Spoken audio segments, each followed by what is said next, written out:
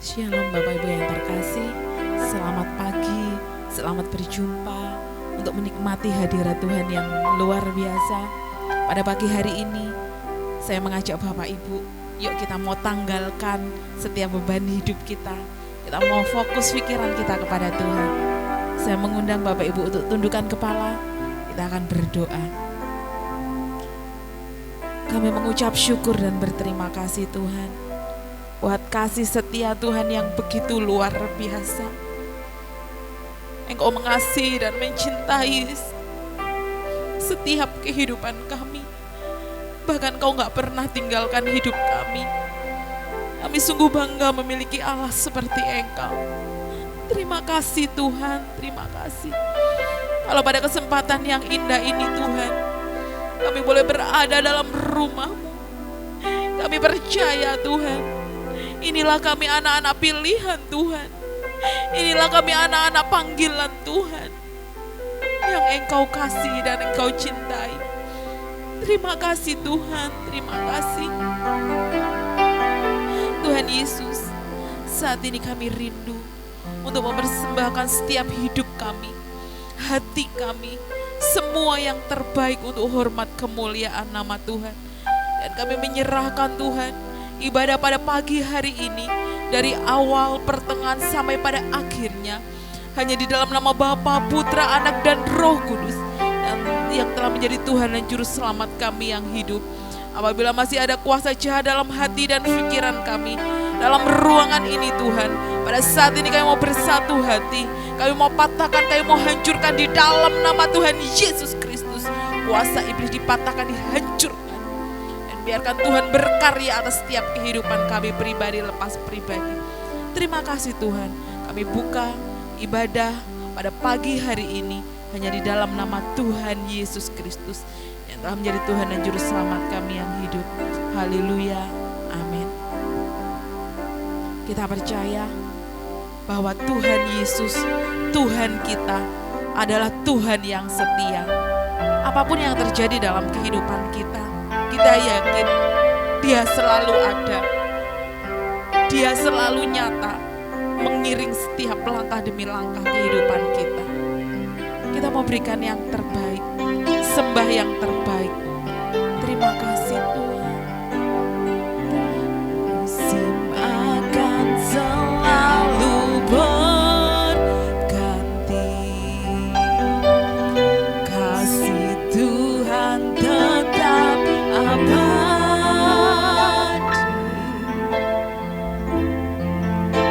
tak akan berubah sampai selamanya. Ku tetap percaya, ku yakin Tuhan memberkati, ku yakin Tuhan melindungi.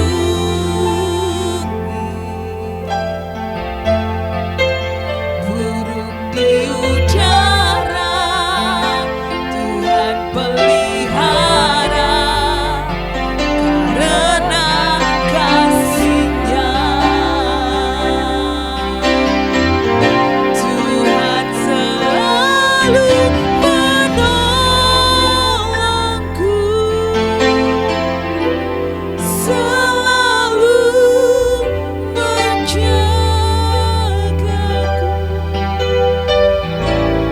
Sehelai rambutku tak akan terjatuh tanpa seizin-Mu. Tuhan selalu menolongku, selalu menjagaku.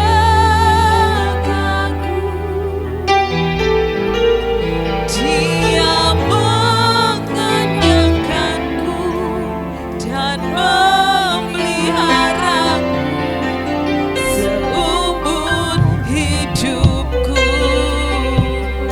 Kami bersyukur buat kasih-Mu Tuhan.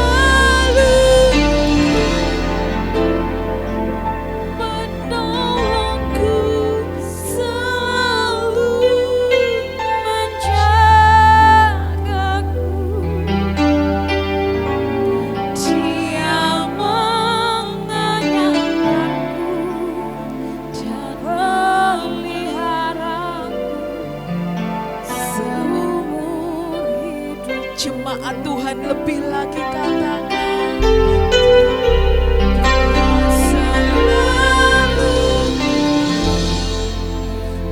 ini iman kami Tuhan. Kami percaya Engkau selalu menjaga kami.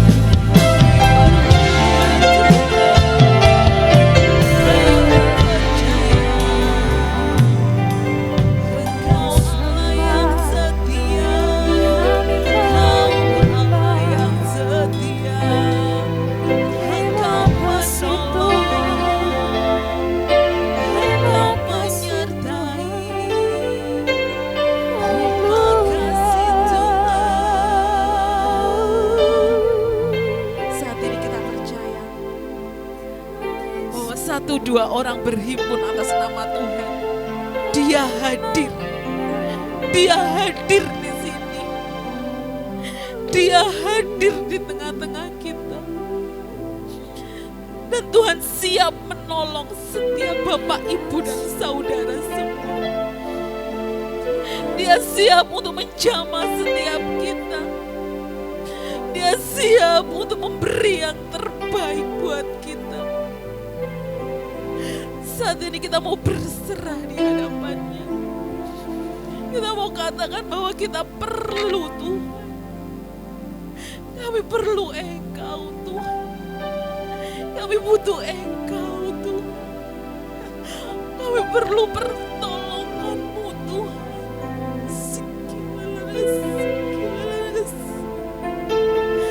Terima kasih Tuhan. Jesus, Jesus, Jesus. Terima kasih. Terima kasih Tuhan.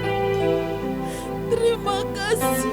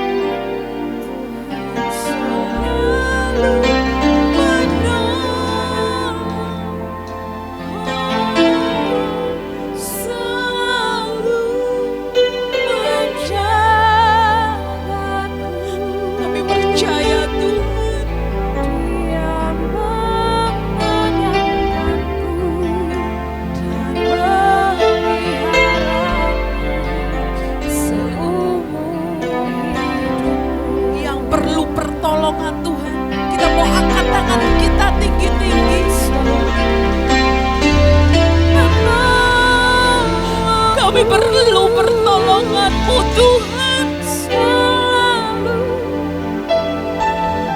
Kami perlu Engkau dalam hidup kami.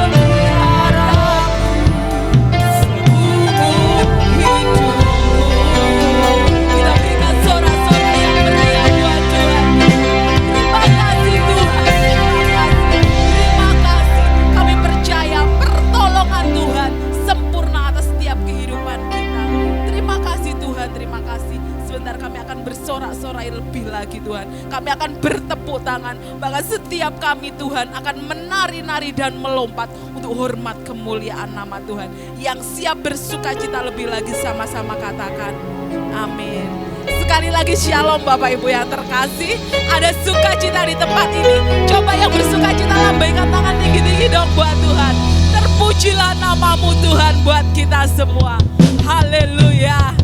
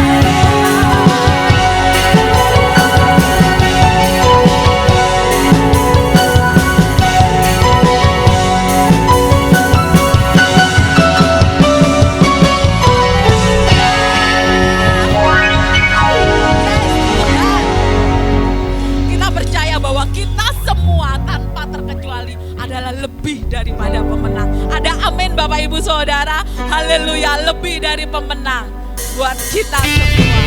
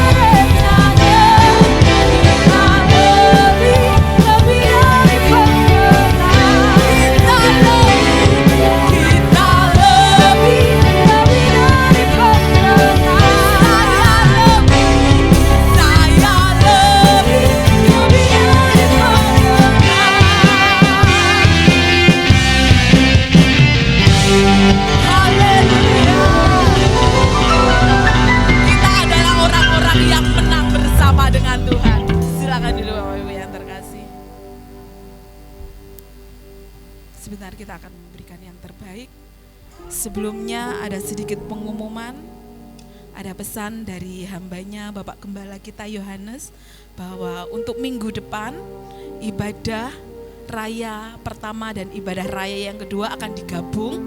Jadi ibadahnya hanya ibadah raya yang pertama pagi jam 7 pagi untuk minggu depannya.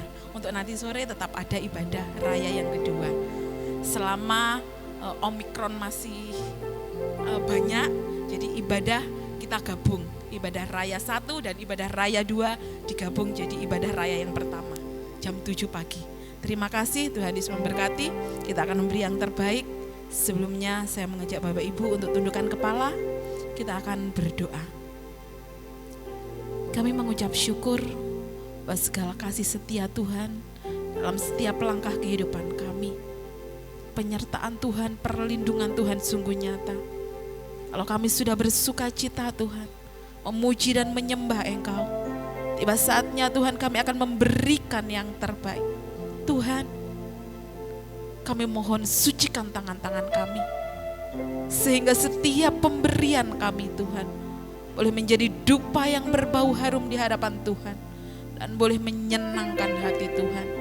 Kami siap untuk memberi yang terbaik dalam nama Bapa, Putra, Anak dan Roh Kudus yang telah menjadi Tuhan dan Juru Selamat kami yang hidup. Haleluya, amin.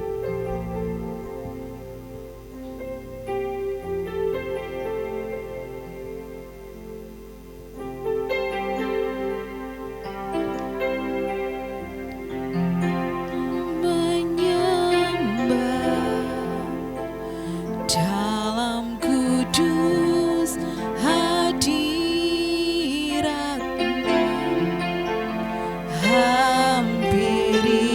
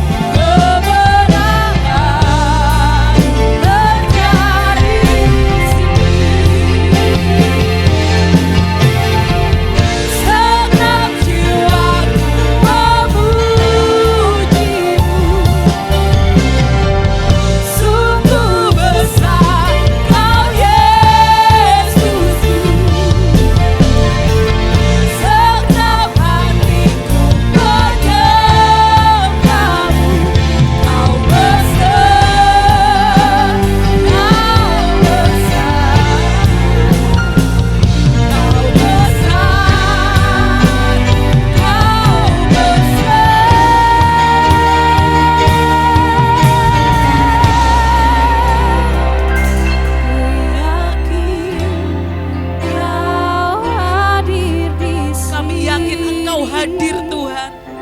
Ku rasakan kuasa yang tak terbatas. Ku yakin Kau nyata di sini. Kemenangan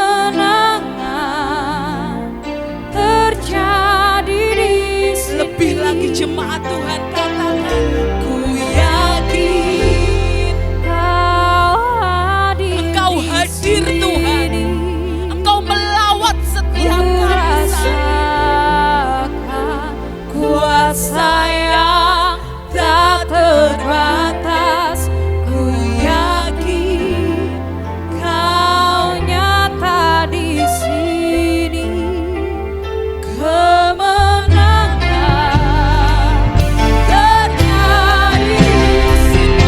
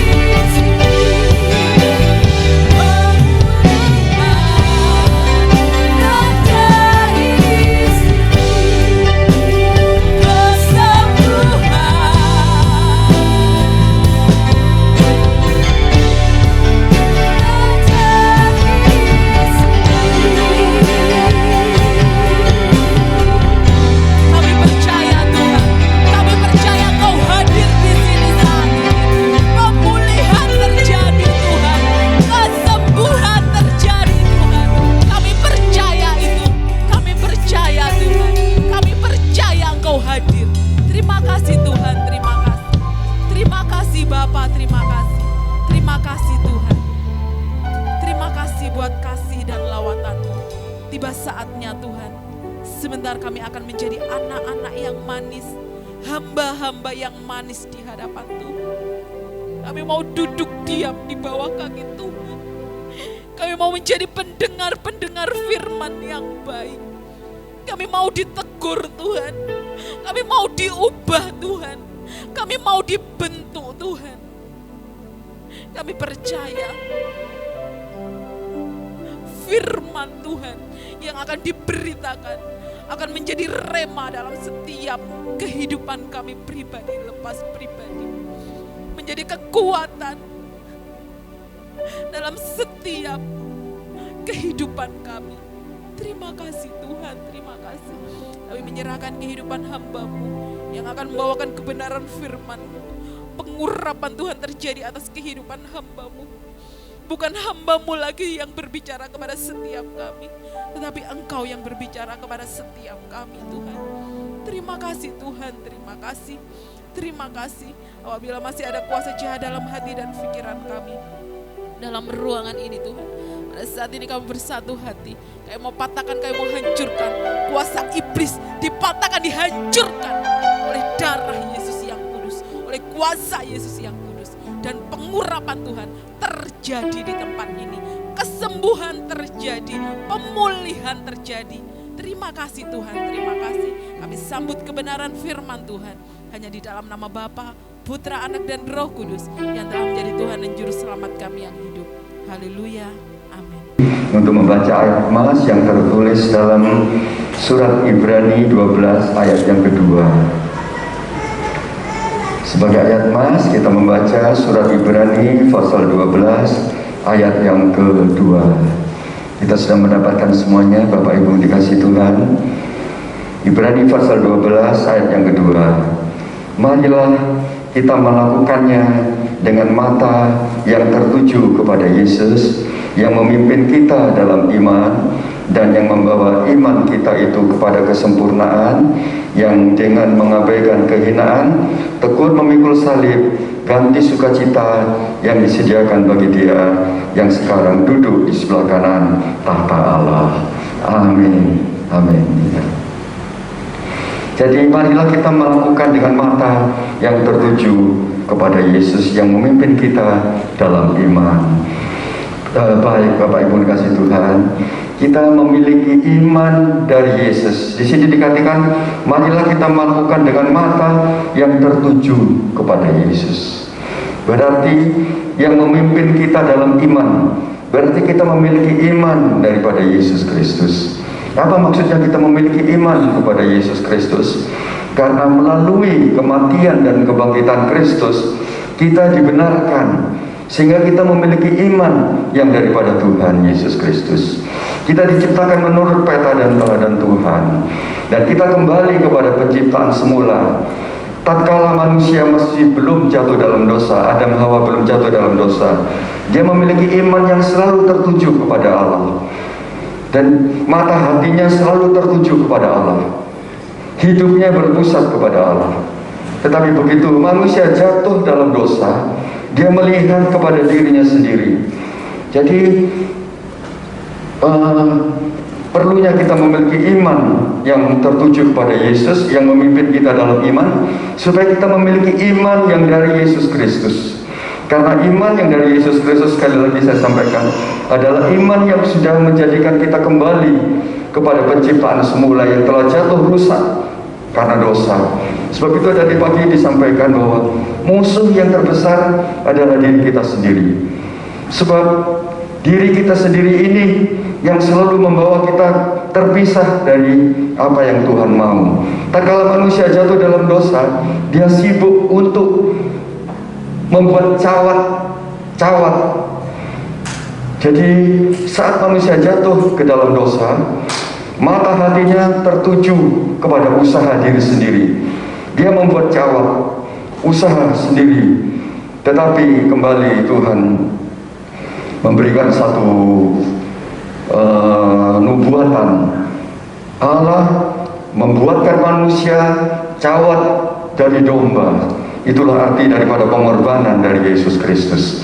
Sehingga iman kita kepada Yesus Kristus didasarkan kepada mata yang tertuju kepada Yesus. Sebab saat kita memiliki mata yang tertuju kepada Yesus, manusia ini adalah dua, pikiran dan emosi. Tapi kalau Allah itu roh adanya. Sebab itu pikiran dan emosi itu yang menjadi musuh yang terbesar. Seringkali manusia melihat melalui mata pikirannya, melalui mata jasmaninya, pikirannya, tidak memiliki pikiran Kristus. Tadi pagi disampaikan, itu tanda ciri-ciri manusia yang jatuh, sudah jatuh, karena pikirannya sudah merupakan pikiran yang sudah jatuh ke dalam dosa. Itulah sebabnya musuh yang terbesar adalah diri sendiri. Sebab itu Bapak Ibu dikasih Tuhan, pada sore hari ini perlu saya sampaikan, kita memiliki mata hati untuk melihat segala sesuatu menurut hati kita, bukan kepada pikiran dan mata jasmani ini. Sebab mata jasmani ini melihat kepada perkara-perkara yang hanya sejauh mata memandang, tetapi mata hati kita jauh menembus. Seperti dikatakan, apa yang tidak pernah dilihat oleh mata, tidak pernah didengar oleh telinga, tidak pernah timbul dalam hati, itu yang Tuhan sediakan bagi kita yang mengasihi Dia. Mengasihi Dia adalah hati kita. Sebab itu Bapak Ibu dikasih Tuhan, kita perlu melihat dengan mata hati. Kita perlu melihat dengan mata hati. Sebab hati menurut dari susunan tabernakel, di dalam hatilah itu tabut perjanjian. Dan tabut perjanjian itu adalah Allah sendiri. Di tempat yang tersembunyi, hati ini yang perlu kita sadari, bahwa jangan kita tergoda untuk melihat segala sesuatu dengan mata pikiran otak kita, Bapak Ibu dikasih Tuhan. Tetapi biar kita belajar untuk melihat segala sesuatu dengan mata hati. Sebab dengan mata hati kita bisa menembus Apa yang tidak pernah dilihat oleh mata, apa yang tidak pernah didengar oleh telinga, apa yang tidak pernah timbul dalam hati manusia, itu kita bisa menembus oleh karena kita memiliki mata hati. Dan kalau kita memiliki mata hati, berarti kita kembali kepada penciptaan semula sebelum manusia jatuh dalam dosa. Hatinya hanya berpusat kepada Tuhan, bukan mata, pikiran, otak. Sebab mata, pikiran, otak manusia itu bekerja saat berdosa. Pusat hidupnya bukan lagi kepada Kristus, tapi pusat hidupnya kepada dirinya sendiri. Sebab itu Bapak Ibu kasih Tuhan, pada sore hari ini perlu saya sampaikan, saya ingatkan kembali bahwa perlu kita memandang dengan mata hati, bukan dengan mata pikiran jasmani ini, tetapi dengan mata hati. Kita sibuk membangun cawat, kita sibuk membuat cawat, begitu manusia jatuh dalam dosa, tapi Tuhan menyediakan satu pakaian kembali dari bulu domba yang menutup dari atas sampai ke bawah, menutup segala kekurangan. Sebab itu Bapak Ibu dikasih Tuhan, kalau kita memiliki mata hati yang selalu tertuju kepada Kristus, selalu nanti ada perkara-perkara yang ajaib yang Tuhan akan sediakan dan akan Tuhan kerjakan. Tuhan turut bekerja bersama-sama untuk mendatangkan kebajikan bagi dia yang mengasihi dia. Mengasihi Bapak Ibu dengan hati, pelihara hati, fokuskan hidup hati kita melalui hati. Kita tidak melihat kepada perkara-perkara yang jasmani menurut ukuran mata jasmani, tapi dengan mata hati. Kalau saya teringat akan perjalanan bangsa Israel, ada dua fase besar. Fase pertama adalah saat bangsa Israel masih di perbudakan Mesir, diingatkan bahwa kamu akan aku bawa kembali ke negeri perjanjian. Itu janji Tuhan bagi bangsa Israel. Saat dia berada dalam perbudakan Mesir 400 tahun, ada janji Tuhan untuk membawa bangsa Israel ke negeri yang dijanjikan. Tetapi saat itu bangsa budak itu tidak mengerti apa negeri perjanjian, tidak terpikir sama sekali. Sebab dalam perbudakan yang begitu lama, 400 tahun dalam perbudakan di Mesir, dijanjikan oleh Tuhan, aku akan membawa kamu ke negeri yang dijanjikan, yang penuh dengan air madu dan susu. Belum mengerti, itu fase yang pertama. Dan fase yang kedua, setelah dibawa keluar dari negeri Mesir, masuk dalam perjalanan padang gurun, mulai Tuhan membuka mata hati untuk melihat bagaimana negeri perjanjian yang dijanjikan itu. Mari kita membaca dalam kitab Bilangan pasal yang ke-13. Kitab Bilangan pasal yang ke-13. Kitab Bilangan pasal yang ke-13. Di sini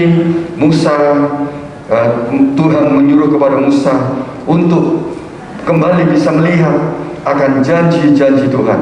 Sebab Bapak Ibu dikasih Tuhan, kembali saya ingatkan, orang percaya itu hanya hidup oleh janji-janji Tuhan. Jadi Bapak Ibu sekali lagi saya sampaikan, orang percaya hidup oleh janji-janji Tuhan. Dan janji-janji Tuhan itu bisa kita menikmati, bisa kita mencicipi saat kita memiliki mata hati yang selalu tertuju kepada Kristus. Kalau kita tidak memiliki mata hati, kita gagal untuk bisa mengalami apa yang Tuhan janjikan dalam hidup kita. Seperti bangsa Israel tadi saya katakan, bahwa ada janji Tuhan membawa ke negeri perjanjian. Mari kita baca dalam kitab 13, Bilangan ayat 13, pasal 13. Mari saya membaca dulu dengan pelan-pelan, bahwa inilah janji Tuhan yang mulai Tuhan buka saat perjalanan di padang gurun keluar dari negeri Mesir. Fase yang kedua, Tuhan membuka mata hati untuk melihat bagaimana negeri yang dijanjikan oleh Tuhan dan bisa masuk dalam negeri yang dijanjikan oleh Tuhan. Sebab saya khawatir hanya dua orang yang masuk ke negeri perjanjian, yaitu Yosua dan Kaleb. Semuanya gagal. Karena apa? Mereka tidak melihat dengan mata hati. Mereka melihat dengan mata pikiran manusiawi yang membuat manusia menjadi gagal, masuk lagi ke dalam suasana yang berdosa. Seperti saya sampaikan tadi, saat manusia jatuh dalam dosa, yang menjadi pusat hidupnya hanya dirinya sendiri. Mari kita baca dalam kitab Bilangan pasal 13. Di sini dikatakan, Tuhan berfirman kepada Musa, suruhlah beberapa orang mengintai tanah Kanaan. Mulai dibuka, Bapak Ibu kasih Tuhan. Fase kedua, mulai dibuka oleh Tuhan apa negeri yang dijanjikan itu dan bagaimana situasi kondisinya negeri yang dijanjikan oleh Tuhan. Ini fase yang kedua. Walaupun mereka belum melihat, tetapi Tuhan mulai membuka akan bagaimana negeri perjanjian yang dijanjikan oleh Tuhan kepada bangsa Israel saat itu. Tuhan berfirman kepada Musa, suruhlah beberapa orang mengintai tanah Kanaan yang akan kuberikan kepada orang Israel. Dari setiap suku untuk nenek moyang mereka haruslah kau suruh seorang, semuanya pemimpin-pemimpin di antara mereka. Lalu Musa menyuruh mereka dari padang gurun Paran sesuai dengan titah Tuhan. Semua orang itu adalah kepala-kepala di antara orang Israel. Dan inilah nama-nama mereka: dari suku Ruben, Syamua bin Sakar; dari suku Simeon, Safat bin Hori; dari suku Yehuda, Kaleb bin Yefune; dari suku Isahar, Jigal bin Yusuf; dari suku Efraim, Hosea bin Nun; dari suku Benyamin, Palti bin Rafu; dari suku Sebulon, Gadiel bin Sodi; dari suku Yusuf, yakni dari suku Manase, Gadi bin Susi; dari suku Dan, Amiel bin Kemali; dari suku Asyer, Setur bin Mikael; dari suku Naftali, Nabi bin Mofsi; dari suku Gad, Goel bin Maki. Itulah nama-nama orang-orang yang disuruh Musa untuk mengintai negeri itu, dan Musa menamai Hosea bin Nun itu Yosua. Ini semua pemimpin-pemimpin, sebab Kanaan yang negeri yang dijanjikan itu di dalamnya masih banyak musuh-musuh dari bangsa Israel. Raksasa-raksasa masih mendiami negeri Kanaan. Supaya apa? Supaya dalam ayat terus saya bicara ya, sekarang mulai Musa secara detail menyampaikan akan bagaimana negeri yang akan dijanji Tuhan untuk diberikan kepada bangsa Israel. Ayat yang ke-17, maka Musa menyuruh mereka untuk mengintai tanah Kanaan. Katanya kepada mereka, pergilah dan dari sini ke tanah Negeb dan naiklah ke pegunungan dan amat-amatilah bagaimana keadaan negeri itu. Apakah bangsa yang mendiamannya kuat atau lemah? Apakah mereka sedikit atau banyak? Dan bagaimana negeri yang didiaminya?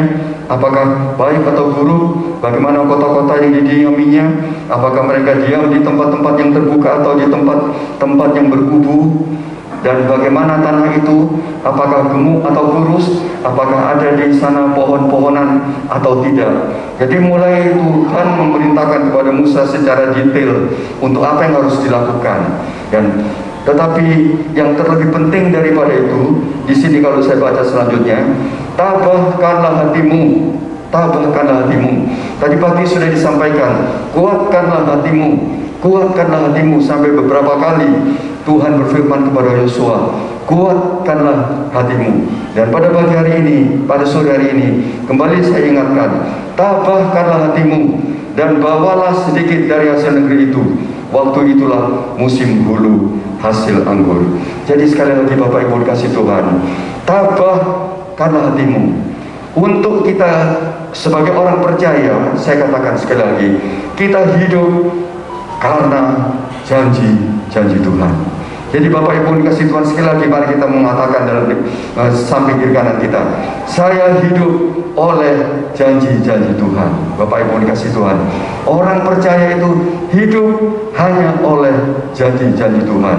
Tetapi bagi bangsa Israel jasmani saat itu, tanah Kanaan yang akan didiami sudah disampaikan oleh Musa kepada bangsa Israel secara detail. Tapi kenapa dikatakan tabahkanlah hatimu dan bawalah sedikit dari negeri itu? Tabahkanlah hatimu. Kenapa kita harus menambahkan hati, Bapak Ibu dikasih Tuhan, di dalam perikop ini? Karena negeri Kanaan yang berlimpah dengan air susu dan madu yang dijanjikan itu, masih banyak raksasa-raksasa yang masih mendiami negeri Kanaan. 12 pengintai disuruh masuk, tetapi tidak ada lagi yang mendampingi mereka. Sebab itu Tuhan katakan, tabahkanlah hatimu, Bapak Ibu dikasih Tuhan. Jadi sekali lagi saya perlu sampaikan kepada Bapak Ibu dikasih Tuhan, musuh yang terbesar masih ada saat janji-janji Tuhan akan disampaikan. janji-janji Tuhan akan kita alami secara pribadi. Bapak Ibu dikasih Tuhan, saya sampaikan tadi bahwa kita hidup oleh janji-janji Tuhan, tetapi musuh yang terbesar adalah diri kita sendiri. Dan pada saat bangsa Israel di sini dikatakan tabahkanlah hatimu, karena Bapak Ibu nanti akan ada suatu pergumulan. 10 pengintai gagal, hanya 2, Kaleb dan Yosua yang boleh masuk negeri perjanjian. Sebab itu dikatakan di sini tabahkanlah hatimu. Bapak Ibu dikasih Tuhan, kalau kita tidak tabah hati, maka janji-janji Tuhan itu tidak akan kita alami. Dan saat janji-janji Tuhan kita tidak alami, ada satu rasa kecewa, ada rasa satu tawar hati, ada rasa melawan Tuhan. Sebab akibat daripada kita tidak menambahkan hati kita berusaha dengan kekuatan diri kita sendiri. Ada akibatnya Bapak Ibu yang serius, yaitu kita baca dalam kitab Bilangan pasal yang ke-14.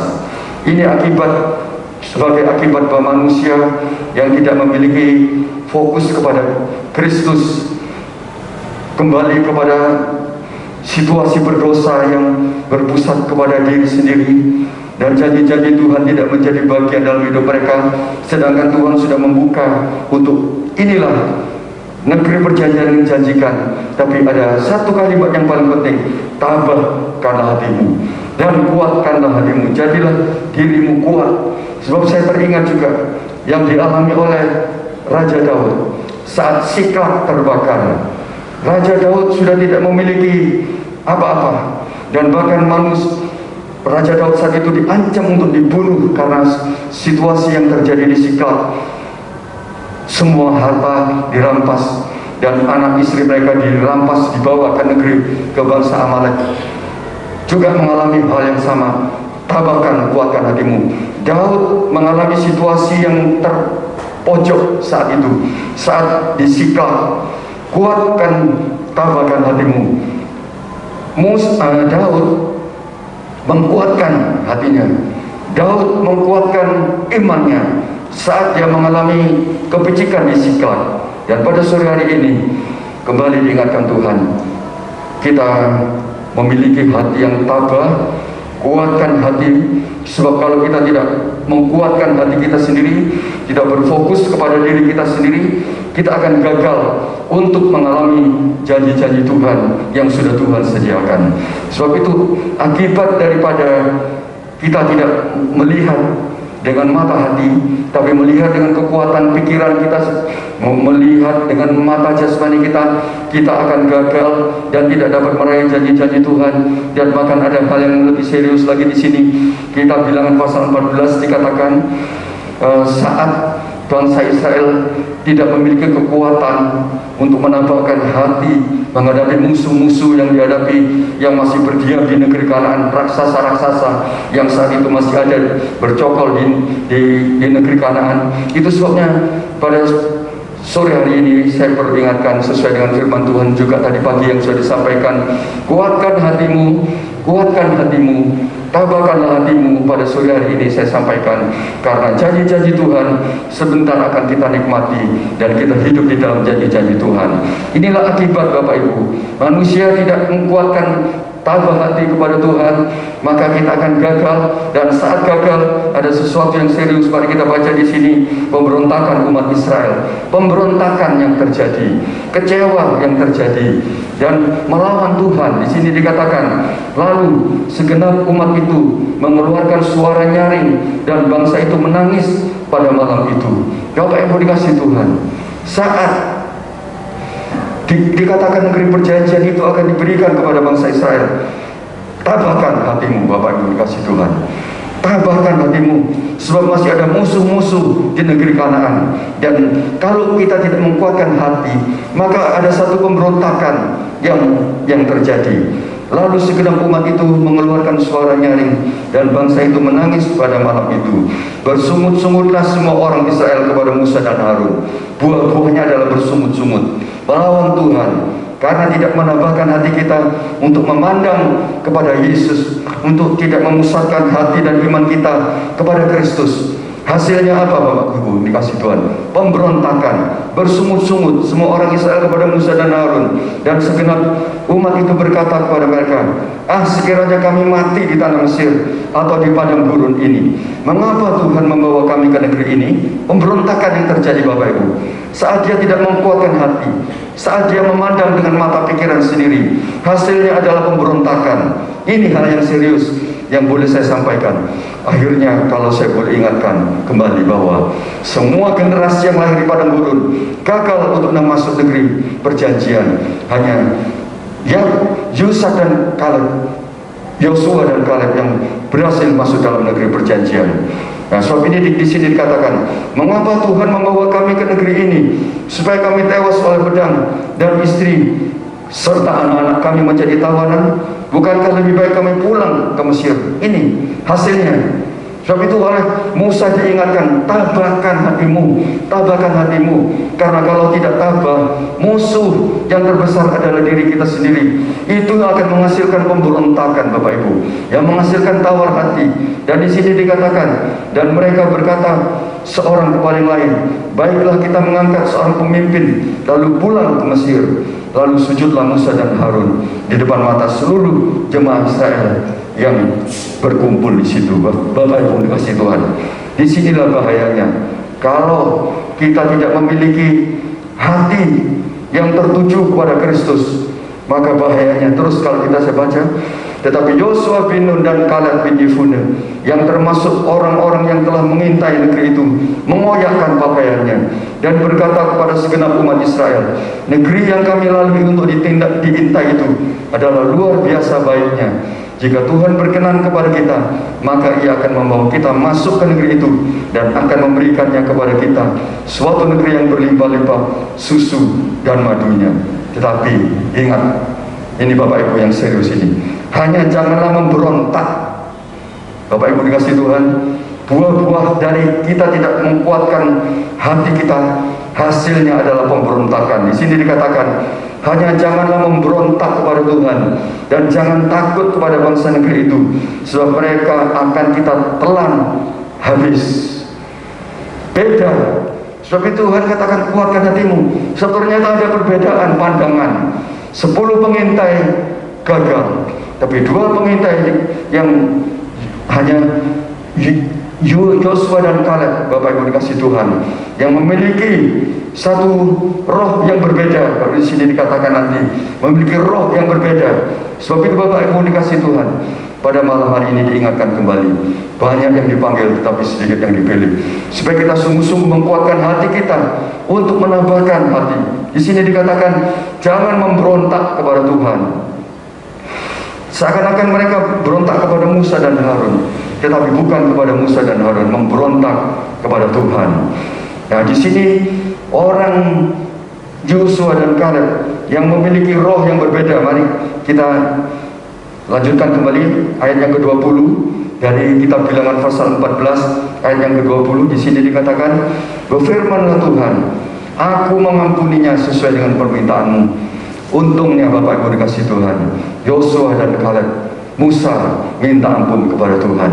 Dan di sini dikatakan, hanya demi aku yang hidup dan kemuliaan Tuhan memenuhi seluruh bumi. Semua orang yang telah melihat kemuliaanku dan tanda-tanda mujizat yang kuperbuat di Mesir dan di padang gurun, namun telah 10 kali mencobai aku dan tidak mau mendengarkan suaraku, pastilah tidak akan melihat negeri yang kujanjikan dengan bersumpah kepada nenek moyang mereka. Semua yang menista aku ini tidak akan melihatnya. Seperti saya sampaikan tadi, semua generasi yang lahir di padang gurun tidak dapat masuk negeri perjanjian. Hanya di sini ayat yang ke-24 dari kitab Bilangan pasal 14 dikatakan, tetapi hambaku Kaleb, karena lain jiwa yang ada padanya, dan ia mengikuti aku dengan sepenuhnya, akan kubawa masuk ke negeri yang telah dimasukinya itu, dan keturunannya akan memilikinya. Bapak Ibu dikasih Tuhan, seperti sudah saya sampaikan, kenapa menguatkan hati? Perintah Musa kepada bangsa Israel yang terpenting bukan soal detailnya keadaan negeri Kanaan saat itu, tetapi yang saya tekankan di sini adalah Musa menyampaikan kepada bangsa Israel, kuatkan hatimu, kuatkan hatimu. Sebab di sini akibatnya Bapak Ibu, kalau dia tidak menguatkan hati, buah-buahnya adalah pemberontakan. Akhirnya dikatakan bahwa pemberontakan itu akan menghasilkan seluruh generasi yang lahir di padang gurun tidak dapat masuk negeri Kanaan. Hanya Yosua bin Nun dan Kaleb bin Yefune yang masuk ke negeri perjanjian. Karena apa Bapak Ibu kasih Tuhan? Tetapi hambaku Kaleb, karena lain jiwa yang ada padanya. Bapak Ibu dikasih Tuhan, Kaleb memiliki roh yang berbeda.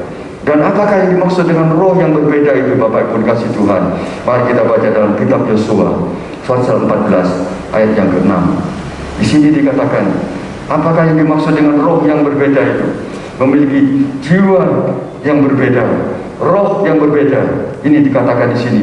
Kitab Yosua pasal 14 ayat yang ke-6 dan ayat yang ke-7. Bani Yehuda datang menghadap Yosua di Gilgal. Jadi Kaleb mendapatkan Hebron. Saat itu Hebron ditempati oleh raksasa-raksasa, tetapi Kaleb memiliki iman yang berbeda. Kaleb mendapat Hebron. Di sini dikatakan karena Kaleb memiliki roh yang berbeda. Apa yang dimaksudkan dengan roh yang berbeda? Mari kita baca Yosua pasal 14 ayat yang ke-6 dan 7. Bani Yehuda datang menghadap Yosua di Gilgal. Pada waktu itu berkatalah Kaleb bin Yefune, orang Kemas itu kepadanya, engkau tahu firman yang diucapkan Tuhan kepada Musa abdi Allah itu tentang aku dan tentang engkau di Kadesi Barnea. Aku berumur 40 tahun ketika aku disuruh Musa hamba itu dari Kades Barnea untuk mengintai negeri ini, dan aku pulang membawa kabar kepadanya yang sejujur-jujurnya. Aku membawa kabar kepadanya yang sejujur-jujurnya. Bapak Ibu dikasih Tuhan, kalau boleh saya sampaikan, yang dimaksud dengan sejujur-jujurnya ini adalah sesuai dengan apa yang ada di hatiku. Karena roh yang ada di Kaleb, roh yang berbeda. Roh yang berbeda adalah dia melihat dengan mata iman. Dia melihat dengan membawa kabar kepadanya dengan sejujur-jujurnya, sesuai dengan apa yang ada di hatinya. Bapak Ibu dikasih Tuhan, dia memiliki mata hati. Bapak Ibu dikasih Tuhan, Kaleb memiliki mata hati. Sebab itu roh yang berbeda, dimaksud dengan roh yang berbeda adalah memiliki mata hati, bukan mata jasmani yang dihasilkan dari pikiran. Sebab saya sampaikan tadi, manusia adalah terdiri dari pikiran dan emosi, tetapi Allah itu adalah roh adanya. Sebab itu Bapak Ibu, kembali kepada ayat mas tadi, kita perlu memiliki iman daripada Yesus Kristus. Karena melalui Yesus Kristus iman kita disempurnakan kembali, masuk ke dalam situasi manusia sebelum jatuh dalam dosa, dan hasilnya adalah memiliki hati yang berbeda, roh yang berbeda, jiwa yang berbeda. Adalah karena dia sejujur-jujurnya. Di sini dikatakan aku membawa kabar yang sejujur-jujurnya, membawa kabar sesuai dengan apa yang ada di hatiku. Jadi Bapak Ibu dikasih Tuhan, baiklah pada malam hari ini kita diingatkan kembali untuk kita memiliki mata hati yang selalu tertuju kepada Tuhan, memiliki iman yang keluar dari hati, bukan karena apa yang dilihat oleh mata, bukan karena apa yang didengar oleh telinga, tetapi sekali lagi kalau boleh saya sampaikan, memiliki mata hati. Dan saat kita memiliki mata hati, sungguh-sungguh Bapak Ibu kasih Tuhan, kita akan meraih janji-janji Tuhan. Sebab kita orang yang percaya hanya hidup oleh janji-janji Tuhan. Dan janji-janji Tuhan itu kita raih saat kita terus menambahkan hati kita, menguatkan hati kita, menguatkan roh kita. Untuk menguatkan roh kita adalah tidak lain, kita mesti belajar untuk dengar-dengaran, seperti yang saya sampaikan beberapa minggu yang lalu. Memiliki roh yang berbeda, hati yang berbeda. Karena roh dan hati yang berbeda itu yang akan menghasilkan satu terobosan, yaitu boleh masuk dalam negeri perjanjian karena memiliki roh yang berbeda.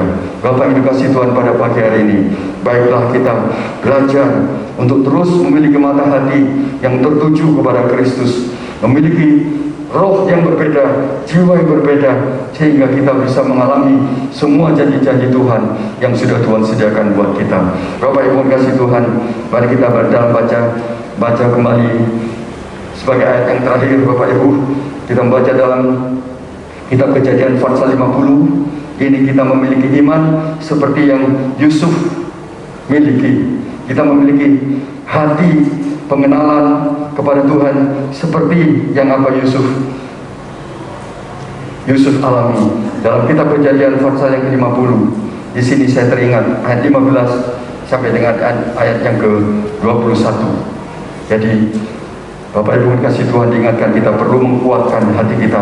Kuatkan dan tabahkan hatimu, sebab masih ada musuh-musuh yang menduduki tanah Mesir, Kanaan sebagai negeri yang dijanjikan oleh Tuhan. Kita perlu memiliki mata hati yang selalu tertuju kepada Kristus. Dalam Kejadian pasal 50 ayat yang ke-15 sampai dengan ayat yang ke-21, bagaimana pengenalan akan Tuhan Yusuf dalam menjadi pengenalan akan Tuhan kita semua pada sore hari ini. Ini dikatakan Yusuf menghiburkan hati saudara-saudaranya. Ketika saudara-saudara Yusuf melihat bahwa ayah mereka telah mati, berkatalah mereka, boleh jadi Yusuf akan mendendam kita dan membalaskan sepenuhnya kepada kita segala kejahatan yang telah kita lakukan kepadanya. Sebab itu mereka menyuruh menyampaikan pesan ini kepada Yusuf. Sebelum ayahnya mati, ia telah berpesan, beginilah harus kamu katakan kepada Yusuf, ampunilah kiranya kesalahan saudara-saudaramu dan dosa mereka, sebab mereka telah berbuat jahat kepadamu. Maka sekarang ampunilah kiranya kesalahan yang dibuat hamba-hamba Allah ayahmu itu. Lalu menangislah Yusuf ketika orang berkata demikian kepadanya. Juga saudara-saudaranya datang sendiri dan sujud di depannya serta berkata, kami datang untuk menjadi budakmu. Tetapi Yusuf berkata kepada mereka, janganlah takut, sebab aku inikah pengganti Allah. Yusuf memiliki pengenalan akan Allah, sehingga saat saudara-saudaranya sadar telah berbuat dosa kepada Yusuf, Yusuf tidak mendendam dan Yusuf tidak membalas kejahatan. Di sini dikatakan, jangan takut, sebab aku inikah pengganti Allah. Jadi saat dia mengampuni, itu berarti dia memiliki kesadaran bahwa dia juga bukan sebagai, dia memiliki satu kemampuan untuk mengampuni saudaranya. Ini Bapak Ibu dikasih Tuhan, kalau kita mengenal Allah sebagaimana Yusuf mengenal akan Allahnya, Yusuf melihat bahwa pengampunan adalah perlu datang dari dirinya. Sebab di sini dikatakan, memang kamu telah mereka-rekakan yang jahat. Ini yang penting Bapak Ibu dikasih Tuhan.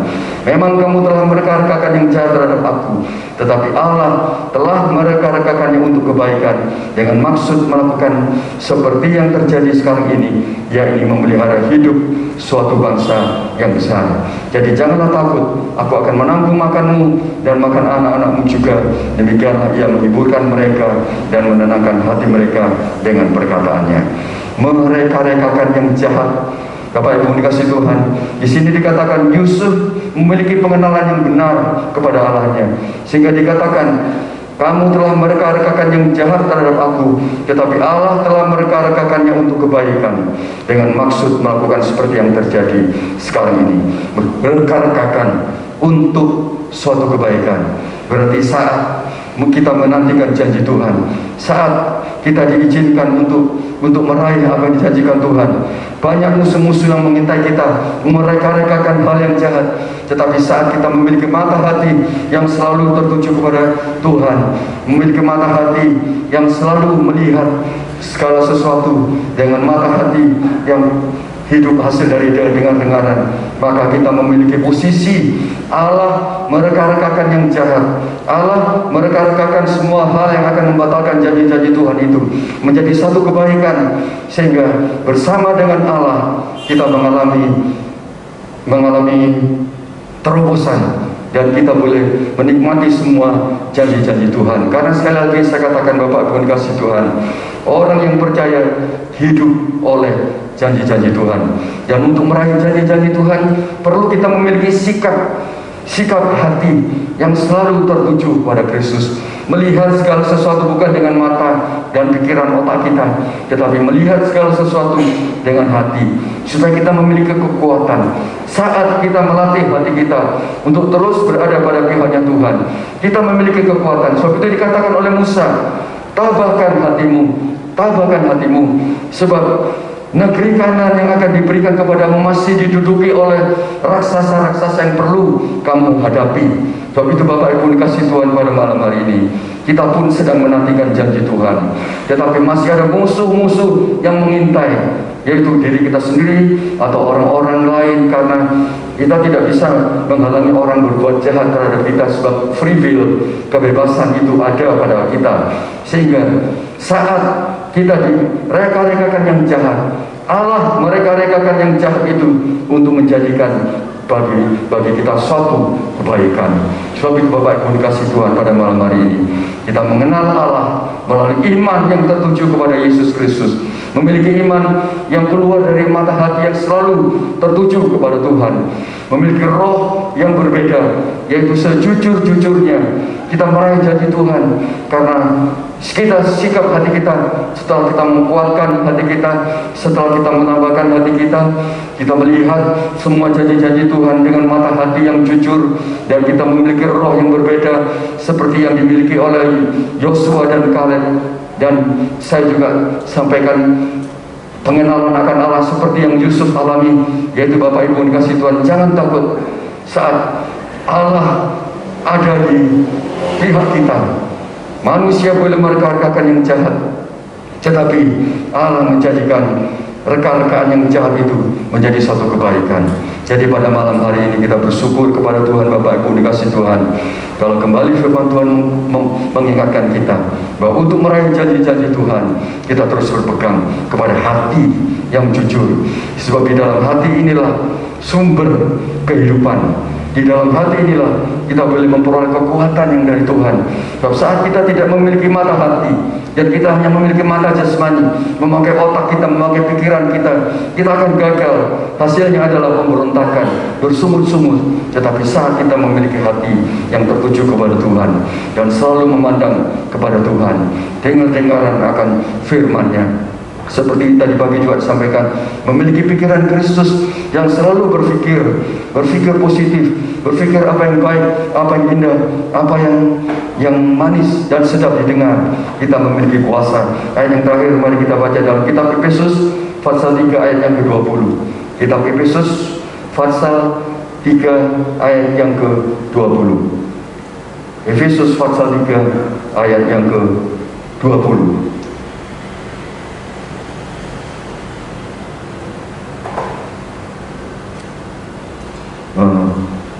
Efesus berapa ya? Efesus 3 ayat 20 ya? Itu mana itu ya? Maaf, saya salah nyatat itu. Dia sanggup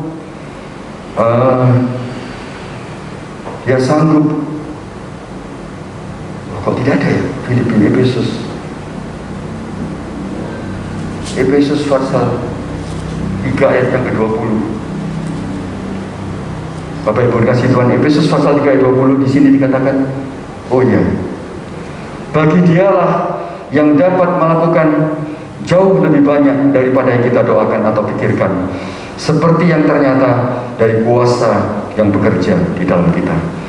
Kalau kita membiarkan mata hati kita selalu berpaut kepada Tuhan, memberikan mata hati kita tertuju kepada Kristus, dan memiliki hati roh yang berbeda, dengar-dengaran akan kuasa firman, itu berarti kita menyediakan tempat untuk kuasa Tuhan bekerja dalam hidup kita. Di sini dikatakan, bagi Dialah yang dapat melakukan jauh lebih banyak daripada yang kita doakan atau pikirkan, seperti yang ternyata dari kuasa yang bekerja di dalam kita.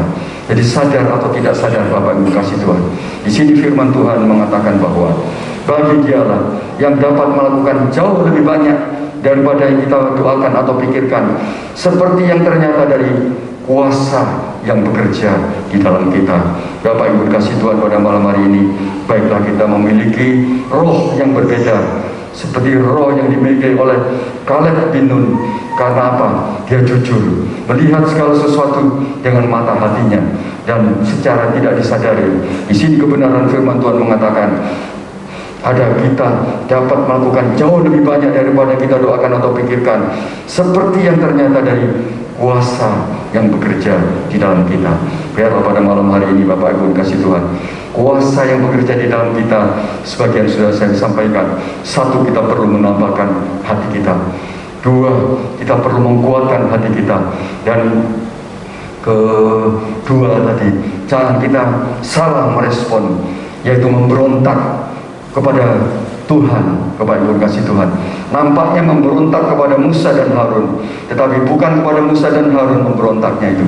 Sebagai buah-buah dari kita tidak menguatkan dan menambahkan hati kita, pemberontakan, kekecewaan, bersungut-sungut, kepahitan yang muncul. Tetapi saat kita memiliki satu hati yang selalu memandang kepada Kristus, maka secara tidak sadar, seperti yang ternyata dari kuasa yang bekerja di dalam kita, itu yang akan menghasilkan perkara-perkara yang jauh melampaui dari yang kita bisa usahakan. Kalau kita berusaha untuk membuat cawat saat manusia berdosa, sibuk dia kepada diri sendiri, membangun cawat, usaha, ini, itu, dan sebagainya. Tetapi Tuhan menyediakan saat Tuhan memiliki satu jalan, yaitu memberikan cawat bagi Adam dan Hawa, sehingga pada kondisi dari sebelum jatuh dalam dosa, yang selalu berpusat kepada Kristus, selalu berpusat kepada Allah dalam hidupnya. Tapi begitu jatuh dalam dosa, berpusat kepada dirinya sendiri, berusaha dengan kekuatannya sendiri, gagal dan tidak akan mencapai apa-apa. Tetapi kalau kita selalu memandang kepada Kristus dan menguatkan hati kita, maka kuasa itu bekerja di dalam kita, akan menghasilkan jauh lebih banyak dari yang kita doakan atau pikirkan. Demikian firman Tuhan pada sore hari ini Bapak Ibu kasih Tuhan. Biarlah kita menjaga roh kita, hati kita dengan firman Tuhan, dan menguatkan hati kita, tambahkan hati kita untuk terus memandang kepada Kristus, melihat dengan mata hati, bukan melihat dengan mata pikiran otak kita yang sudah jatuh ini, tapi kita selalu mengarahkan pandangan kita kepada Kristus, dan itu menjadi bagian akan kuasa bekerja di dalam kita, sanggup mengadakan barang yang jauh melampaui dari apa yang kita doakan dan pikirkan.